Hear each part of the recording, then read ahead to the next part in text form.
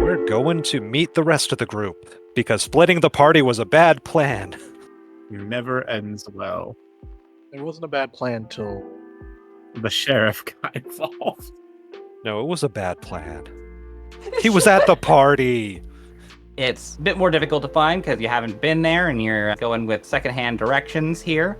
You didn't exactly look it up beforehand, so glove box map it is. But you pull up to the parking lot, has one space left. Well, they told us it was 911. Do we want to park around the block? Yeah, let's not park directly there. Let's arrive on foot. So around a corner somewhere, and then hoof it in. Yeah, the line outside is gone. Everybody who's in is in. So you walk up and purchase tickets. They are $50 each. Oy. 90s money? Yep. She needs money. Stop to grab tickets and then see you all outside rather than inside. But Fox, you recognize the man who is selling tickets in the security guard uniform. You have a feeling if he were to take off his shirt and turn around, it would say fuck truck on the back of it. My God. Oh, my good friend Fuck Truck. Oh, fuck truck. What secrets do you hold? Whatever it was, None. he was throwing down fistfuls of cash from his pockets. He did not have a wallet on him that night. Fascinating. You spot him, recognize him, and then see the others. Back over to Jackson. yeah, what was he doing during all that? Jackson has been walking around, mingling, partially looking for the others, but hasn't really been paying too much attention to it. Just gives up after he doesn't find them after the first 5 or 10 minutes. Just going back to walking around, talking to people, looking at the art, still not really understanding any of it. The snooty couple have taken you under their wing and are guiding you about and introducing you to people. Yeah, he'll gladly talk, get to know the people, get to know the couple as well. They explain at great length the inspiration behind Pipliotti wrists, pickle porno, also known as pimple porn. It is a video that was an attempt to be feminist porn. He just listens, kind of like, what the fuck, but keeping that off his face because he's probably used to hearing some weird shit because night shifts at a diner probably don't go too well.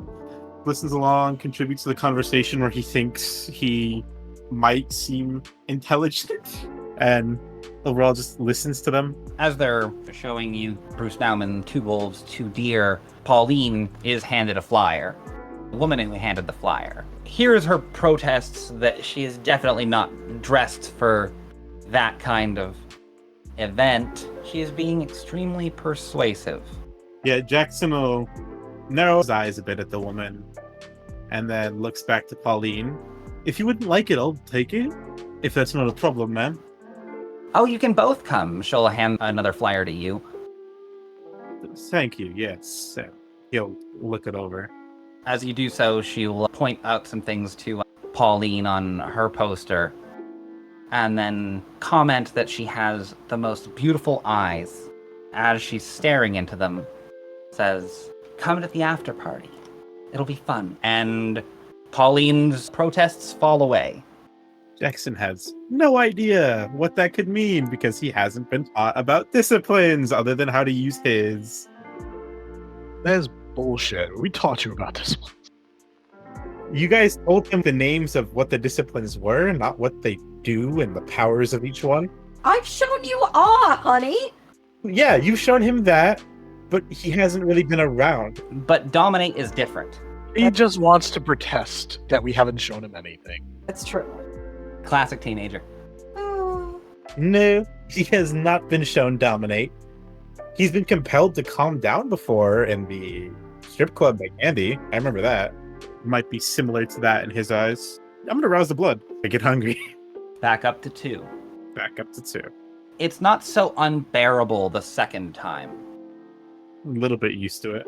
You're a little bit used to it, and you're aware that it can get much worse. Yeah. Yeah, that was absolutely what that was.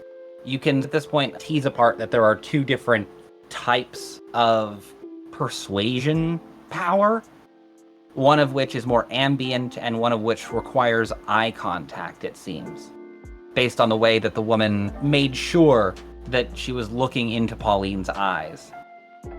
Yeah, okay. He'll wait till the woman walks away and then go up to Pauline. You know, she may have insisted, but do you really want to ruin those clothes by getting them all bloodied? You know how hard red is to get out of... What color is she wearing? Oh, I can buy new clothes. I can't buy a new experience like this. She waves the poster. You even heard of the band? Yes, that is true. Have I? You have heard of the band. Graveyard scene waiters. Some of them are more into the scene than others. But you've definitely heard somebody mention the band. It sticks out just because somebody was like, no, what's the band's name? It's called The Band. I've heard about it in passing from some friends of mine. It may be a certain experience, but from our conversations today, I don't know if it would fit your style. You know? But I don't want to disappoint. I didn't get her name. But I don't want to disappoint. I didn't get her name. Why are you trying to impress her? You have no obligation to impress her, no? I mean, I feel like I do. Why? Don't you feel like you need to impress people? You're dressed up. Yes, but not her. We're here to impress people. We're here to look at the art, to enjoy ourselves, but that... Sure, you can buy new clothes, but why would you waste that money on clothes that you're just buying again because you ruined the old ones? Plus, this place is going to be open for, 2 days? I'm sure they're going to be doing this as well tomorrow, if you'd like. If you two are going to be here tomorrow, I could go tonight, see if it would fit your style. We've had pleasant conversations. I feel like I've got a good guess of what you two might like and might not, and then I'll let you know if it would fit you. How much do I care about this person? Because I might rouse again. They seem nice, but up to you. Pauline and Joseph are their names. They're the first human people he's talked to in 4 days besides Darla. He's trying to be nice. He needs human contact. I'll rouse again. I don't get hungry. You know what? Okay, check it out. It probably isn't our scene anyway. It might be yours. She'll tap Joseph on the shoulder, the taller man next to her. Honey, do we still have tickets? We've got a few. Or saving them for folks we meet here. This is a person we met here. Can't argue with that. He will fish out a ticket from his inner pocket and hand it over to you, Jackson. Jackson will take it. It is a season pass to the Portland Opera. Ooh, thank you. This is actually really nice. Well, it's got our box number on there. Feel free to stop in anytime. Of course. I'll be sure to come see you both. I think that at this point, Jackson, not having seen anybody else in here for like 20 minutes now, you go outside? Yeah. He'll spare a glance back over at where Artemis was, having been warned that, hey, this bitch will kill you. She's still sitting there. Yeah, he does in fact not go to talk to her again. He just walks outside. Candy and D'Amico, about 20 minutes before that. This is time sensitive, and there's stuff that he would have done before Fox got there. Yes. D'Amico would like to get a feeding opportunity during the time. Ideally, a seduction to the bathroom, make out, then a forgetful mind with somebody here. Seems plausible with so many people. Then he's going to go to his car, get his gun, and some chemicals and materials to either make an explosive device or a Molotov cocktail to have that on hand in his bag of tricks, because he suspects fire is going to be needed at some point with Sabat. He also wants to case the bus to see if anyone's currently guarding it. And if no one's guarding it, I'm going to fucking steal that bus. Candy, are you getting a feeding in while D'Amico is? I am going to... If I know that Fox is on his way, that we are waiting to enact that, I will try and mingle for a minute. Just at least until I see D'Amico come back out. Sounds good. Any particular purpose in the mingling? Or If Matthew Day Jackson? Matthew Day Jackson. Plant that seed. Yeah. No, he absolutely is into you and happy to meet you tomorrow night. Wonderful. He's, Get it, Dimmico! he's real excited. Mission accomplished. Then would you like to feed? Yes, please. Whoever rolls highest gets the hottest one. Messy critical. The beast gives the character's argument predatory force. It's just like, hey, come to the bathroom and let me bite you on the neck. Yeah, you can be very aggressive. You, me, now. Yeah, no, Candy is going to grab someone by the collar and start pulling her pants down and walking towards the bathroom. Oh, Lord. It works. You pull in 1 hunger or 2. I'm grabbing someone big, too. Whatever the biggest, dumbest guy looks like here. Wonderful. Then with you two having shaved off your hunger, D'Amico fed first. Candy, you come out when D'Amico has finished preparing stuff at the car and is about to look at the bus. And of course, doing cloud memory on the dude. Yes. Same thing with me. I Yes. cloud the memory to make sure there's no leakage. Fox and Matt will pull up. As the chemicals have finished being prepared and Candy walks up, Fox and Matt will pull into the parking lot. I prepared a very murky looking bottle with something floating in the liquid. Some sort of solid styrofoamy thing. Looks very syrupy. Not good. Take a look at it and go, is that fucking napalm? Maybe. Are you a cop? Her eyes will sparkle. Then the second Fox steps out of that car, I am going to give him a hug. Hey, Really well. How is your thing going? no, it didn't. It was really fine until we met the cowboy. The cowboy. We'll unpack that later. What's going on? Fuck, you met the sheriff. You're clearly here. That can wait. Yeah, let's deal with here now. Matt, you remember that band? You mean the band? Yeah. I most certainly do. They're here? Yeah. Tonight. You see that bus in the parking lot down there? That's theirs. I'm about to go scout it out, and if no one's guarding it, how much time till midnight? At this point, an hour. Okay, good. That's enough time. If no one's guarding it, I'm gonna fucking hotwire it and steal it so they don't have a way to get people out of here. Explain real quick the plan so they know what's gonna happen in case things Okay. go sideways real quick. Yeah, I'm gonna hotwire it, get it out of here so that when they come outside with a group of people for the after party, everyone's gonna be confused. And they're going to have to improv and either let the people go or try to lead them somewhere where hopefully we have a better shot at them on foot. Hopefully they just abandon it and get out of here. How in the middle of nowhere are we? You said we're just in the southeast. You are in southeast, pretty close into the river. Okay. It's in Mama's territory. My thought is they're going to have to go on foot. We take them when they're on foot if they leave their prey behind. I'm just worried they start a bloodbath in the parking lot. I should probably meet. Should I meet them?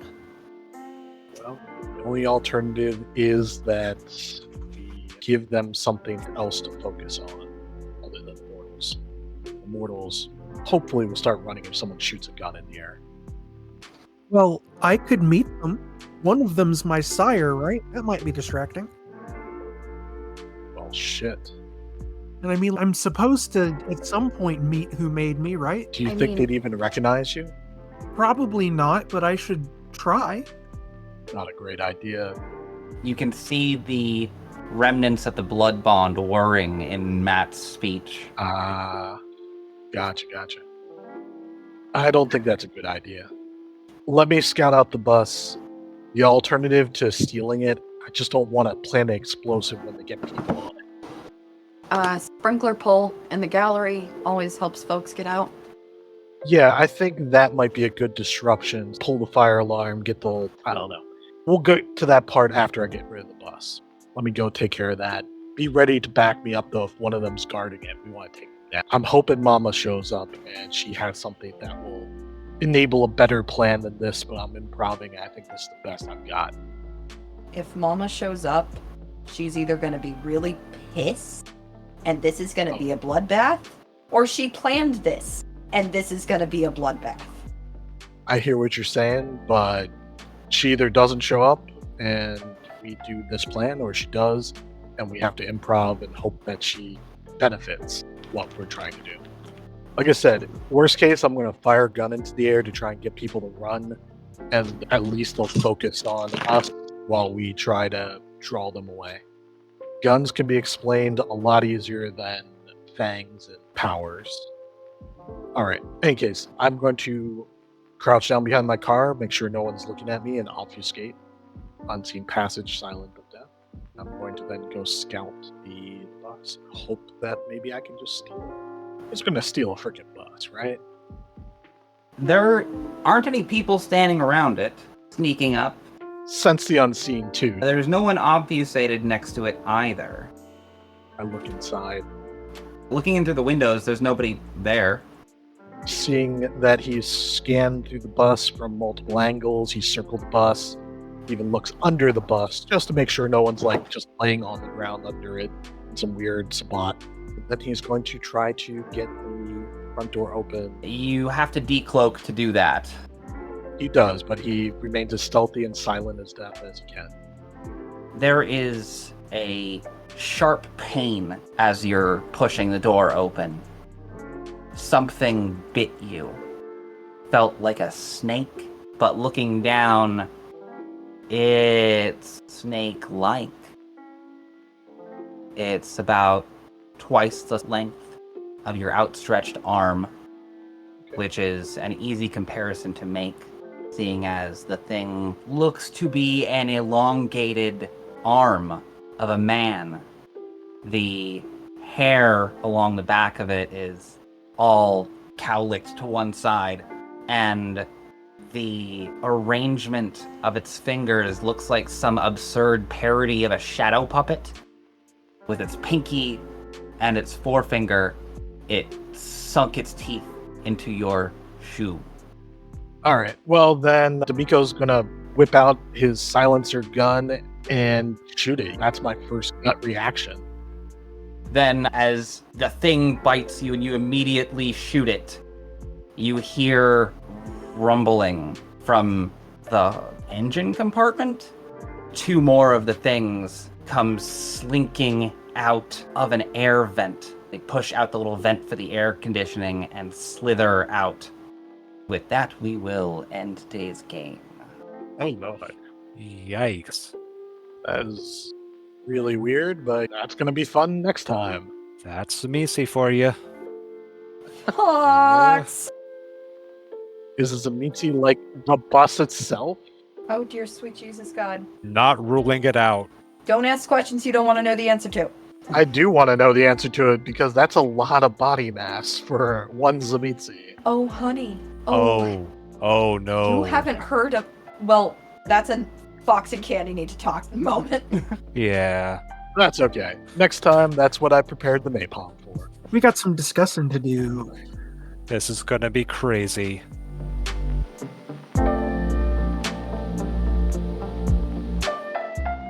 Thank you for watching Portland by Night. Links are in the description for the full playlists and ways to donate if I made you feel something. The night holds a rich bouquet of emotions. Let me know what we made you feel in the comments below. Liking and subscribing attracts the attention of the great Al-Haratham. Do so at your own risk. Good night.